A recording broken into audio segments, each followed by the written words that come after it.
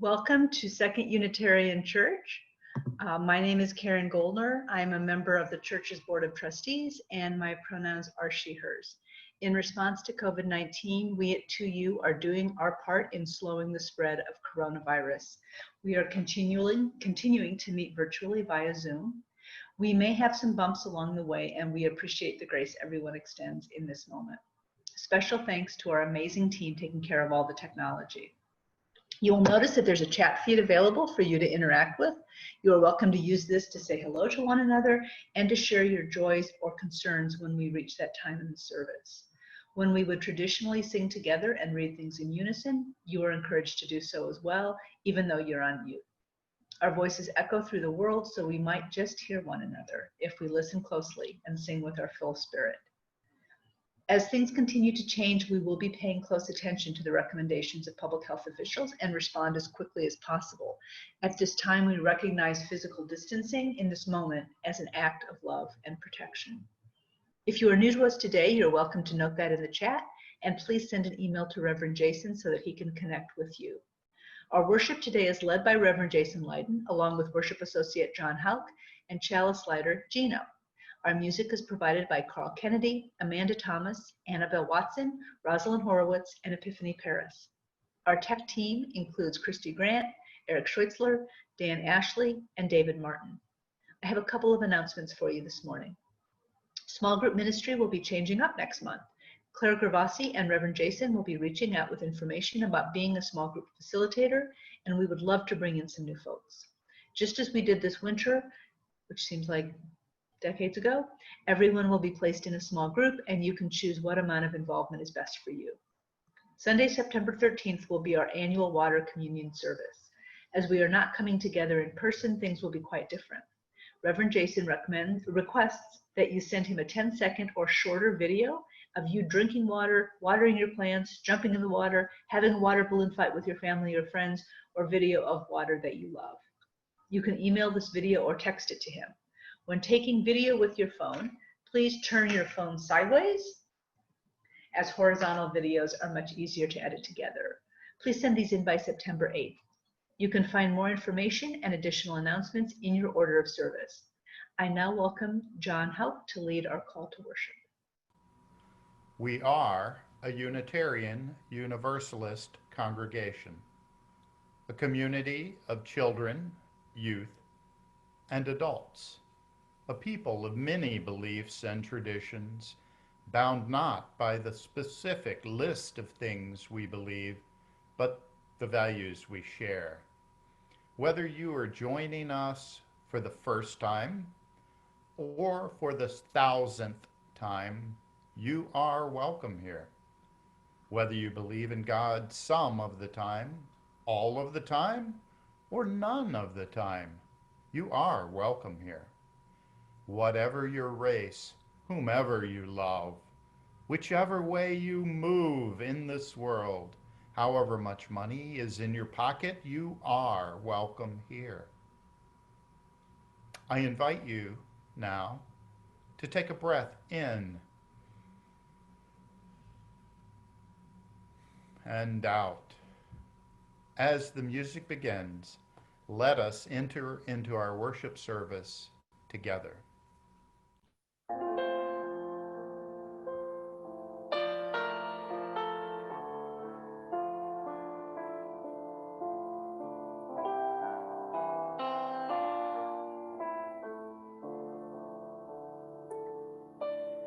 May I be filled with loving kindness.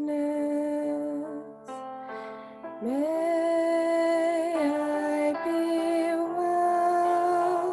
May I be filled with loving kindness.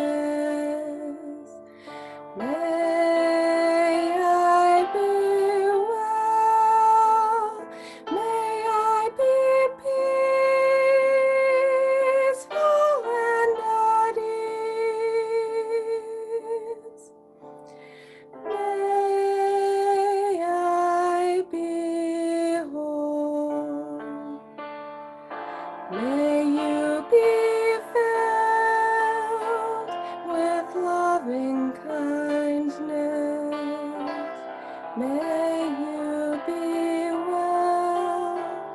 May you be filled with loving kindness.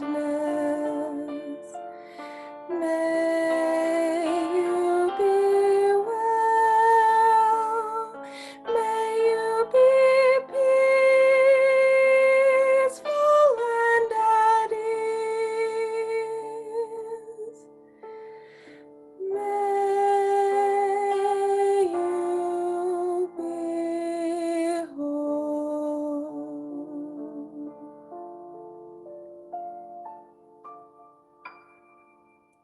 Thank you, Annabelle.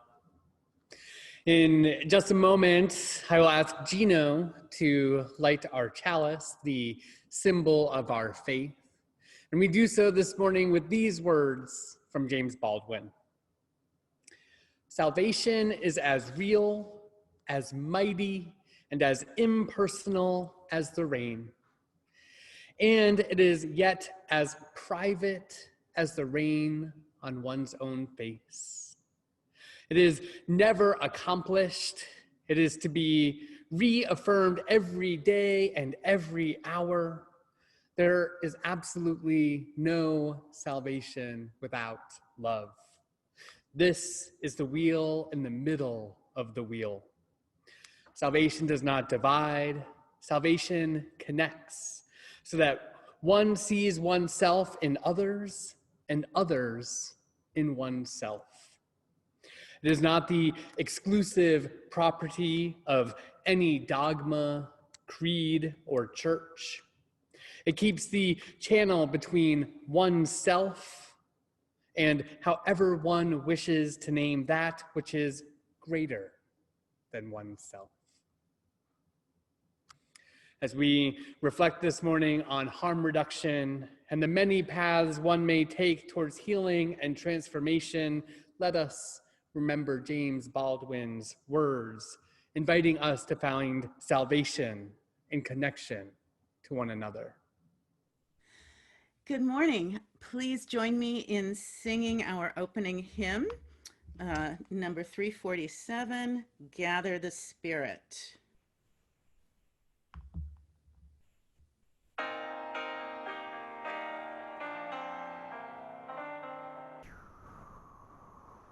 Gather the Spirit, harvest the power. Our separate fires will kindle one flame. Witness the mystery of this hour. Our trials in this light appear all the same. Gather in peace, gather in thanks, gather in sympathy now and then. Gather in hope, compassion and strength, gather to celebrate once again. Gather the spirit of heart and mind. Seeds for the sowing are laid in store, nurtured in love and conscience refined, with body and spirit united once more. Gather in peace, gather in thanks, gather in sympathy now and then. Gather in hope, compassion and strength, gather to celebrate once again.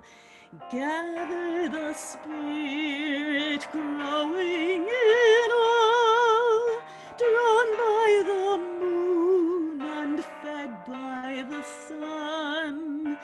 Winter to spring and summer to fall, the chorus of life resounding as one.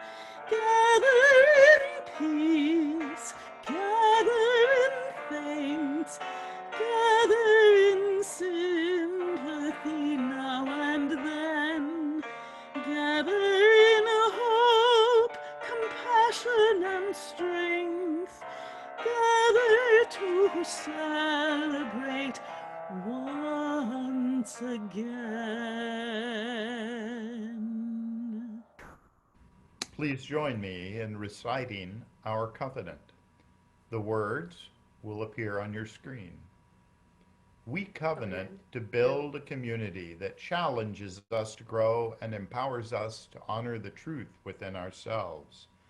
We will be generous with our gifts and honest in our communication, holding faithful to a love that embraces both diversity and conflict. Called by our living tradition, we will nurture spirituality within a vision of the eternal, living out our inner convictions through struggles for justice and acts of compassion. Please join me in singing Spirit of Life.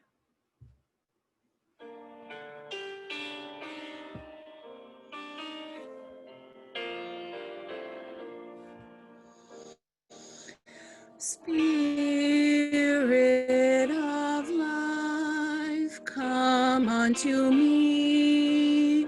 Sing in my heart all the stirrings of compassion. Blow in the wind, rise in the sea, move in the hand, giving life the shape of justice. Roots hold me close, wings set me free. Spirit of life, come to me, come to me. Now we will have our time for all ages. So if your children are not with you, you may want to get them. Last week, Daniel read part of a poem for us, but got cut off due to technical issues. Dan is going to lead our time for all ages this week. Hello, my name is Daniel Wommeldorf, and I will be reading Adventures of a Frisbee by Shel Silverstein. Adventures of a Frisbee. The Frisbee. He got tired of sailing to and fro and to, and thought about the other things that he might like to do.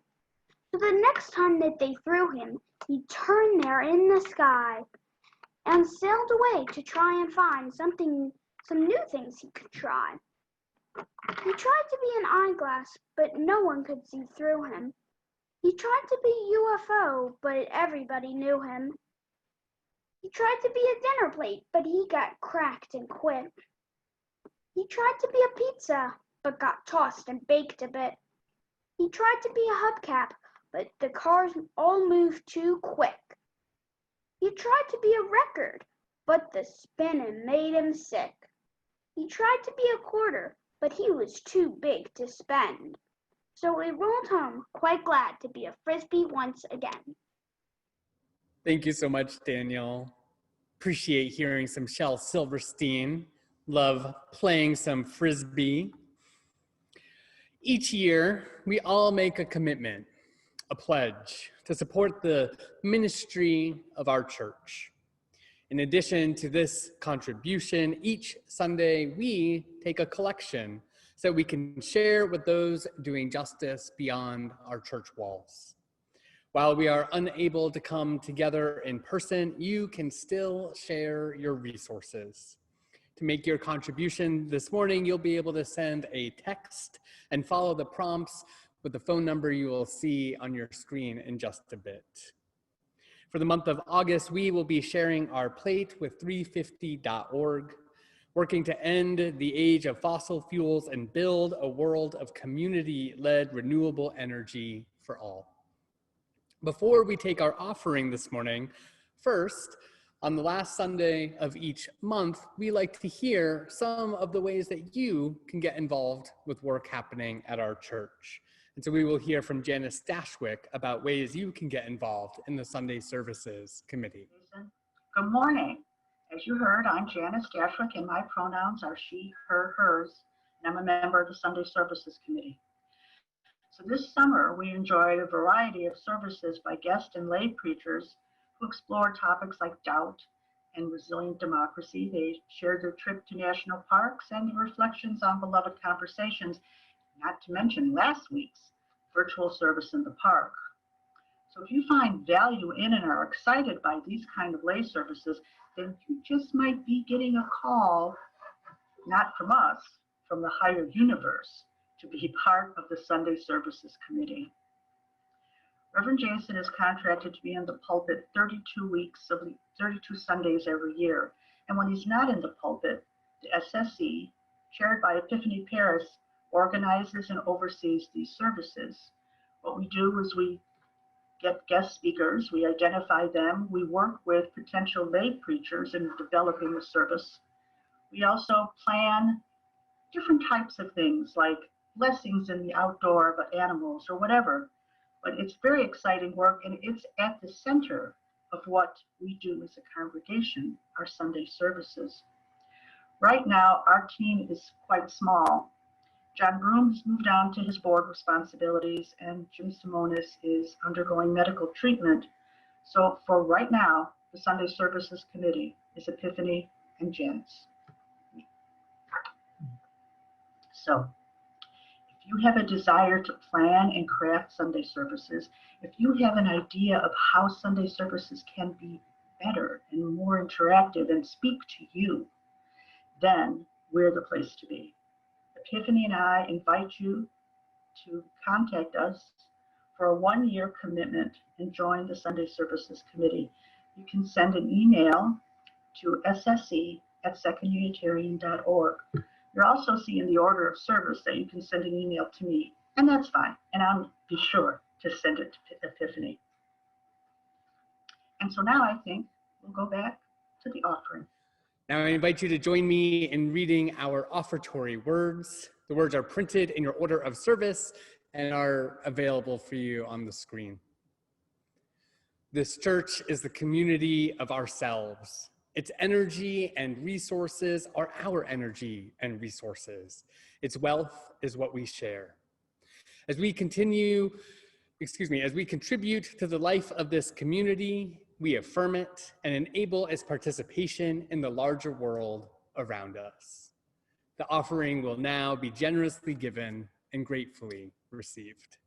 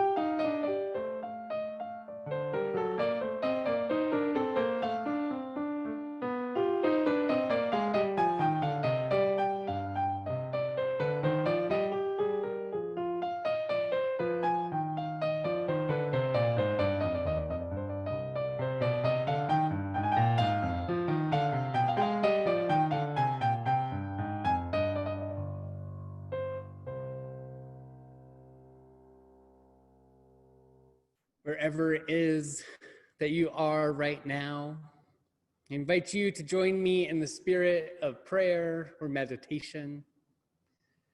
Get your body as comfortable as you can. Take some breaths.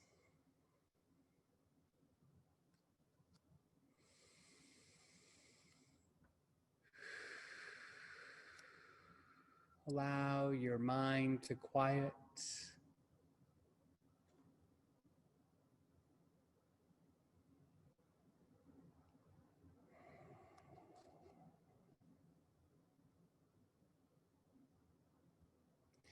We begin this morning with our hearts aching.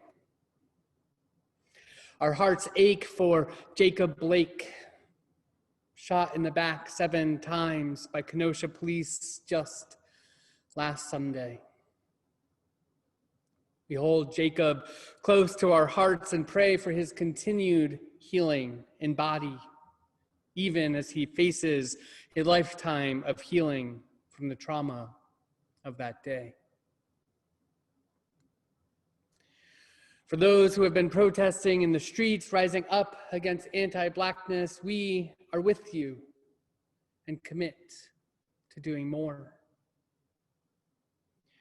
For the families of Joseph Rosenbaum and Anthony Huber, 2 young men shot and killed by Kyle Rittenhouse, we pray for comfort in the face of so much pain and loss.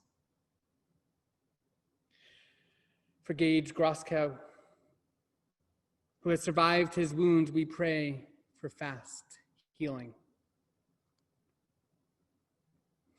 For the family of Chadwick Boseman, we offer our gratitude and deepest condolences. For all those whose lives were touched by Boseman's embodiment of Black heroism on screen and time again, even when he was fighting his own personal battle against cancer, we join in this grieving with aching hearts. Loving divine, great mystery of life, universe. It is hard to be grateful this morning. It is hard to count our blessings in the face of such loss. While bombs continue to fall on Gaza, we pray that wisdom, compassion, and empathy truly guide the leaders of our world. May they and we be instruments of a just and lasting peace. For those struggling with the effects of loneliness during our continued time of physical isolation, we are with you. For those locked in concentration camps at the border, held in cages and inhumane conditions, for those in ICE detention centers right here in Chicago, we are with you. We remember those who have come before us, who have witnessed injustice, heartache, and pain, and who continued to rise. May we find strength in our ancestors, those we chose and those we were born to. May we know love, mercy, and compassion for ourselves and all others. Into this shared silence we've created, I invite you now to speak the name wherever you are of anyone you wish to lift up into the loving support of this community.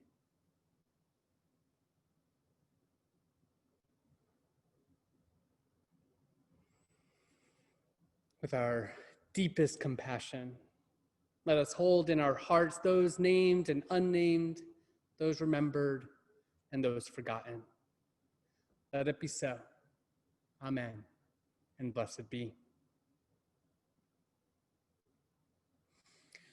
At this time, I will light 2 candles, one representing the joys and celebrations that we are experiencing, and another representing the concerns and sorrows that we hold.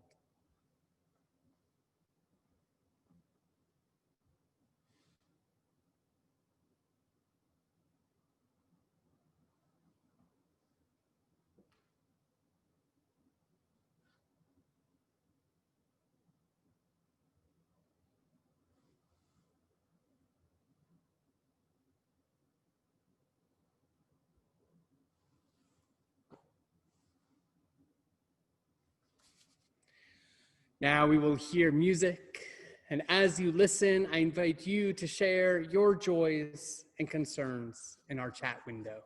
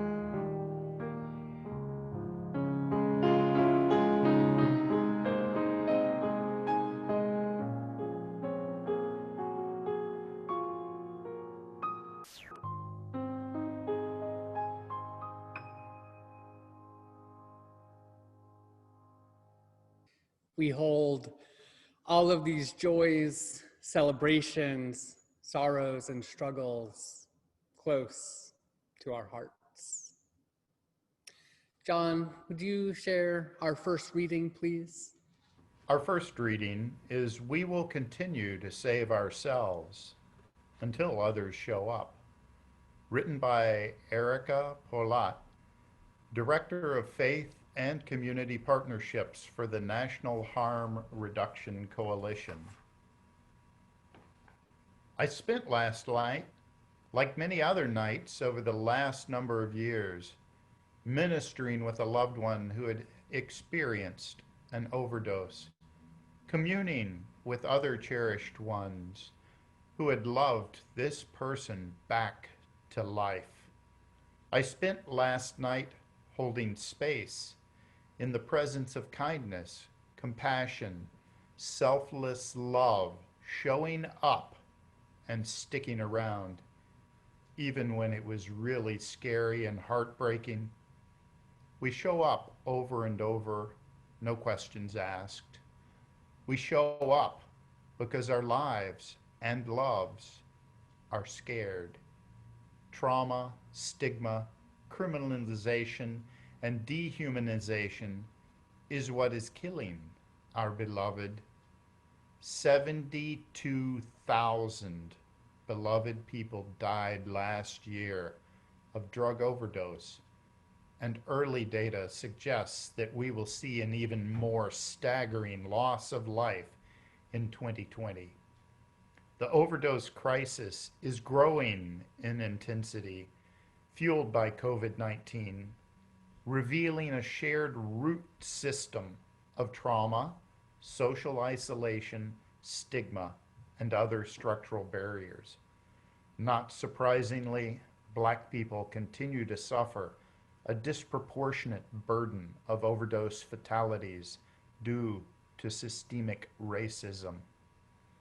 Opioid overdose fatalities are largely preventable, and the factor which consistently predicts the highest probability of survival is the presence of another person who can administer compassionate care, including rescue breathing and naloxone. Congregations of healing shepherded by spiritual leaders, people with lived experience of drug use and overdose, and their loved ones have long been convening in the many margins of our society, challenged to find spiritual community which calls us by name and welcomes us fully.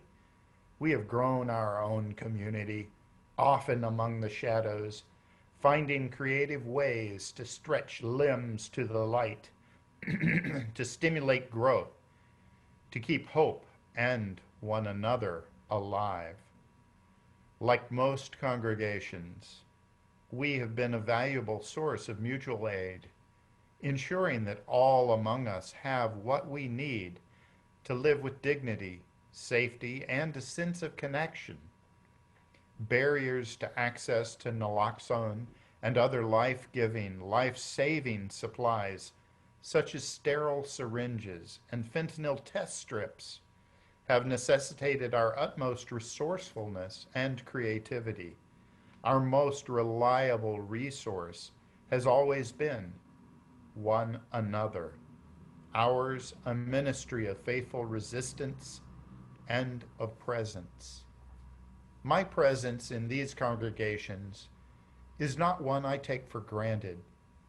I am clear that I have been ordained by this community, by my God, to participate in this beautiful ministry of showing up with and for people who use drugs. I am a person with lived experience of opioid substance disorder and overdose.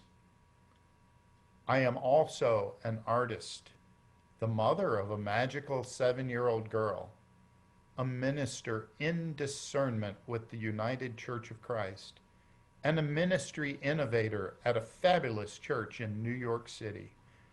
In short, I am a ministry professional, notwithstanding my lived experience, but precisely because of my lived experience. In listening to folks last night, it became ever clear it is not law enforcement that will save us. It is not public health that will save us. It is not even naloxone that will save us. It is our community which will save us. Connection will save us. Hope and opportunity will save us. Being heard, being seen, being loved without judgment will save us. Being embraced for our full humanity will save us. People who use drugs will save us. People who have experienced overdose will save us. People who use drugs and people who have experienced overdose have long been saving us and one another. We will keep saving us until others show up.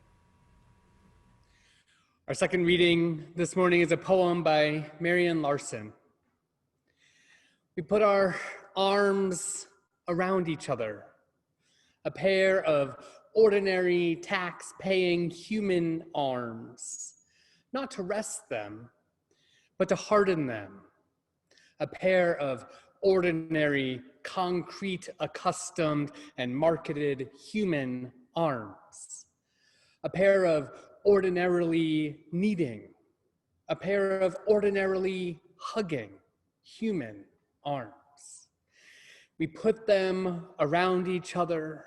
They are health insured and ordinarily dressed, a pair of ordinary love interpreting human arms. How strong they are, sovereign, independent. No matter where, no matter what the hour, no matter what the season, suddenly and for all time, human arms without speculation, we put them around each other as if to show that their powerlessness doesn't exist.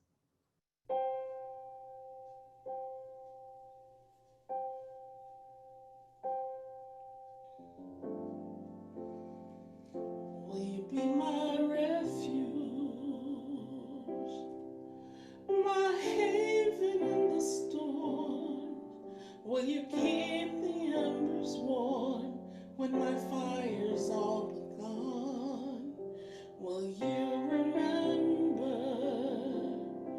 and bring me sprigs of rosemary. Be my sanctuary till I can carry on. Carry on. Carry on. This one knocked me to the ground. This one dropped me to my knees. I should have seen it coming, but it surprised me. And will you be my refuge, my haven in the storm? Will you keep the embers warm when my fire's all but gone? Will you remember and bring me sprigs of rosemary? Be my sanctuary till I can carry on. Carry on. Carry on. In a state of true believers, on streets called us and them, it's gonna take some time for the world to feel safe again. Will you be my refuge, my haven in the storm? Will you keep the embers warm when my fire's all but gone? Will you remember and bring me sprigs of rosemary? Be my sanctuary till I can carry on. Carry on. Carry on. You can rest here in Brown Chapel or with a circle of friends, a quiet grove of trees or between two bookends. And will you be my refuge, my haven in the storm? Will you keep the embers warm when my fire's all but gone? Will you remember and bring me sprigs of rosemary? Be my sanctuary till I can carry on. Carry on. Carry on. Carry on.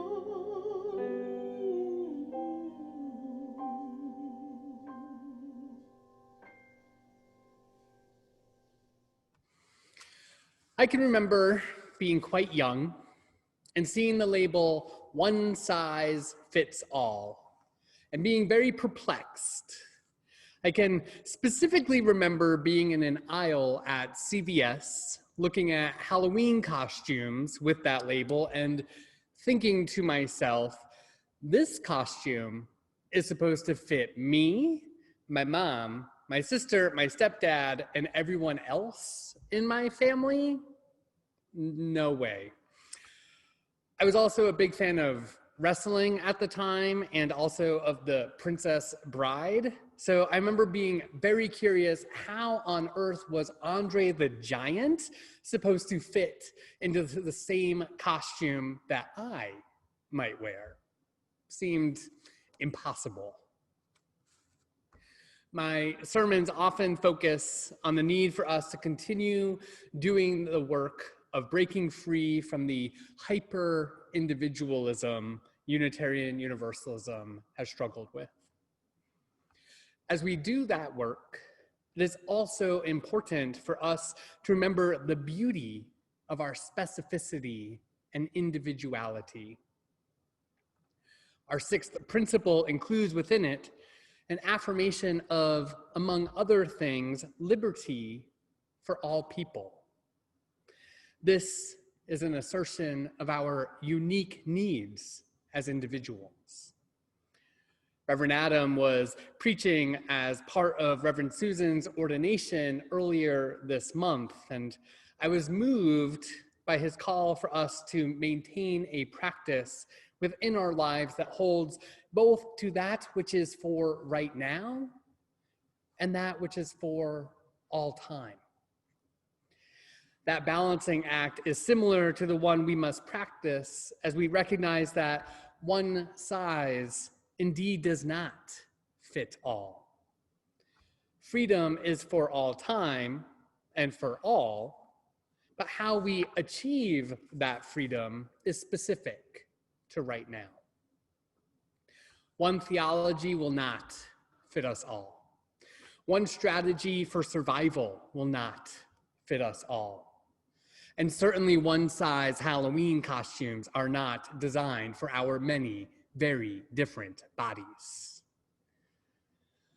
As we reflect together on the truth that one size does not fit all, I want to focus on two approaches, practices, ideas that I hope open the door to more ways of thinking about our actions and our relationship to the actions of others.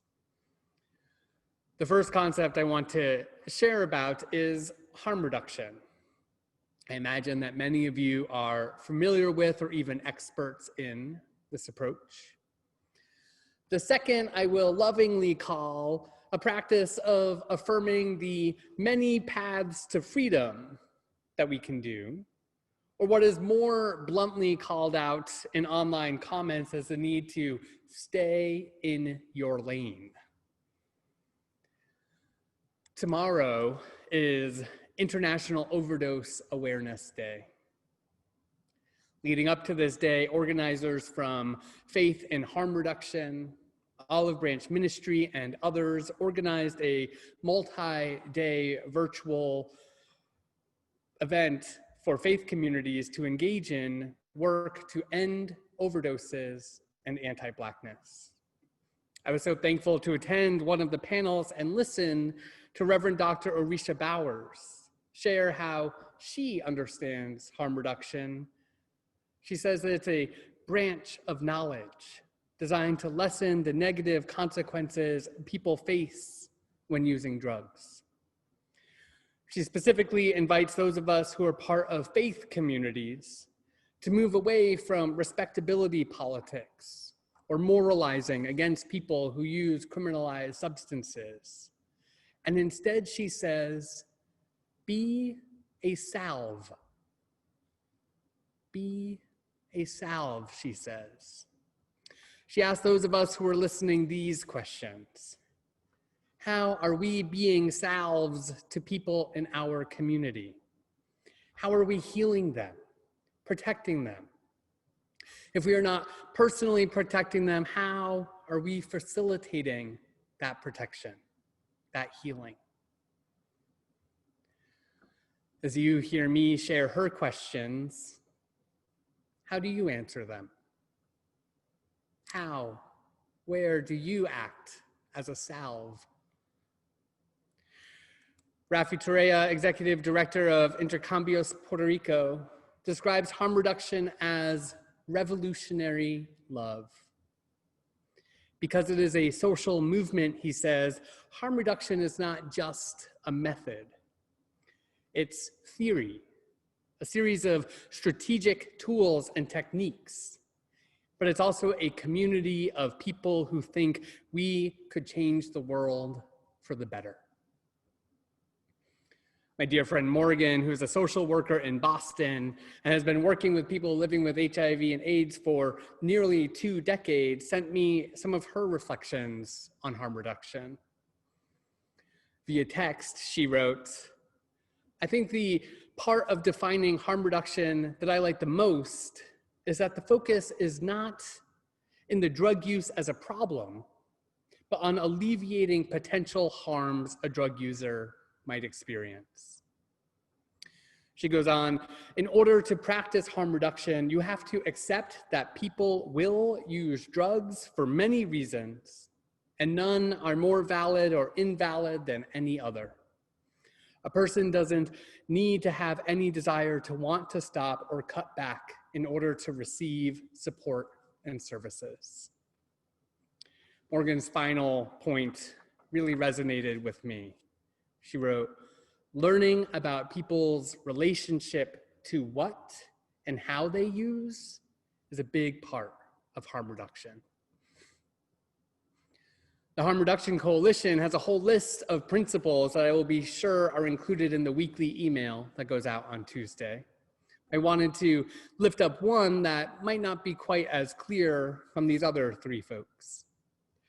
The Harm Reduction Coalition recognizes that the realities of poverty, class, racism, social isolation, past trauma, sex-based discrimination, and other social inequities affect both people's vulnerability to and capacity for effectively dealing with drug-related harm.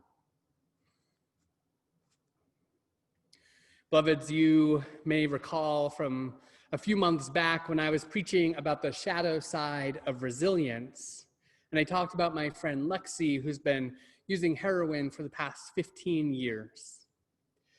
Trying to convince Lexi to stop using was not going to be of any use to her. Ensuring that she had access to clean needles was going to be much more useful to her at that point in her life. A commitment to harm reduction is a promise to meet people where they are at in their lives right now, not presuming they are going to live into my expectations of what their lives should look like. To you, like many houses of worship, provide free space to a couple of Narcotics Anonymous groups. AA, NA, and most other 12-step groups are focused on an abstinence model. And that is a model that works very well for some of us. I've shared in the past that I'm in recovery, coming up on 12 years sober from alcohol. Abstinence from alcohol is essential for me, and yet I know so well that there are other people for whom demanding abstinence from any substance is not going to bring health or wellness into their lives. Imagine for you what would happen if you cut out coffee tomorrow morning, cold turkey. Imagine things for some of us might not be too pretty. The terminology drug users use is indicative of the complex relationship to the substances that they use. The term dope sick, for instance, does not describe the feeling one gets when one is high. It is the feeling that comes up from withdrawal. Similarly, many users will talk about getting well to refer to getting high. Now, before anyone starts feeling too anxious, I'm not suggesting that heroin is healthy. Rather, when we consider our collective response to drug use, my hope is that we see drug use in a much larger context. During this pandemic, the United States has seen a nearly 20% increase in overdoses. According to the Overdose Detection Mapping Program, 2/3 of counties around the US have seen an increase. An overdose is not a character flaw. It is not justified cosmic punishment for drug use. Here beside me, I have a dose of Narcan, or naloxone, as you heard talked about earlier. We have multiple doses in the church office provided by the Harm Reduction Alliance. As John shared in our first reading this morning, it is the community which will save us. Connection will save us. Hope and opportunity will save us. If you or someone you love need access to this life-saving drug, please do not hesitate to reach out. We will get you what you need. Regardless of whether or not you consider yourself a drug user, harm reduction approaches may likely have some use in your life anyhow. You may have heard some people refer to voting as harm reduction.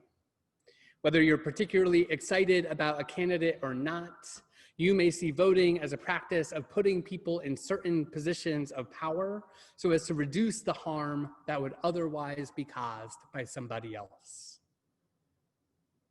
What about your own coping mechanisms during this pandemic? Have you been relying on coping strategies during the early crisis time of this pandemic that are no longer serving you so well?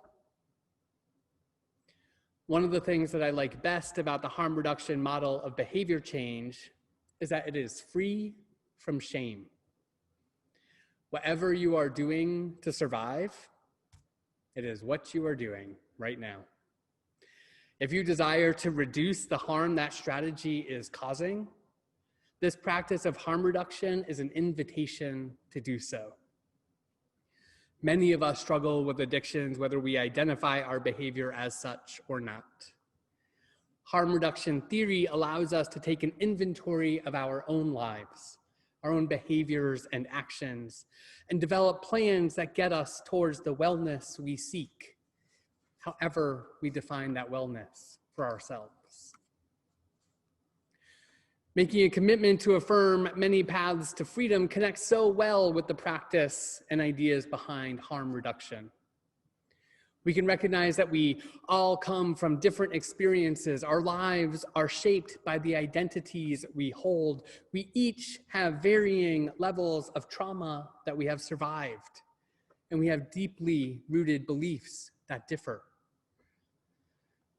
We can acknowledge all of these differences and yet still proclaim loudly together with fierce determination that Black lives matter and white supremacy must be destroyed.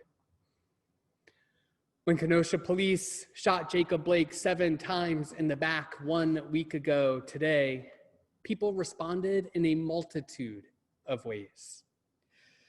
Latetra, Jacob's sister, offered these words shortly after the police attempted to murder her brother. This has been happening to my family for a long time. It happened to Emmett Till. Emmett Till is my family.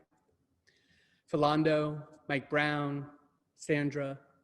I've shed tears for every single one of these people this has happened to.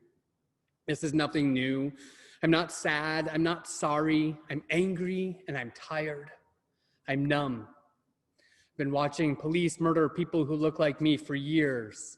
I don't want your pity, I want change, she said. Over this week, reports came out of Jacob being cuffed to his bed, even as he is paralyzed from the waist down due to the injuries he is surviving. People raged in the street, many chanting, many marching, some setting things on fire, some breaking windows, some stealing things. I'm so thankful to see the UU Church, whose sign burned, is being quoted all over the place with these words that they offer. We would rather lose 100 buildings than one more life to police violence. Just like today, throughout history, people have resisted injustice with a multitude of tactics. Many of these tactics you will likely feel great about, and others you will oppose. Some are tactics you've taken part in, others you've avoided. Even if you do not personally take part in a particular tactic, that does not necessarily mean you oppose others in their actions. Not unlike those of us who do not believe in God, affirming those who do, and vice versa. I feel quite sure that there is disagreement about which tactics fit in which category amongst the members of our congregation. Before disagreeing with one another about movement tactics or individuals' responses to state violence, I find it to be most important that we gain clarity about a shared vision. We continue to state unequivocally that Black lives matter. In this political moment, an additional piece of that vision must be an affirmation that human life will always, always be of greater value than any property. We must all make decisions about how we respond during these ongoing uprisings. My intention is not to convince you about which tactics you should or should not use. As your minister, my promise is to accompany you on your journey as you make your own decisions. My hope is that we can make a commitment together not to shame people for the actions that they take. My hope is that we practice empathy and solidarity. My prayer is that we will all find what our own unique roles are in this unprecedented moment. It is easier to stay in your own lane when we figure out where we fit, where the lines are.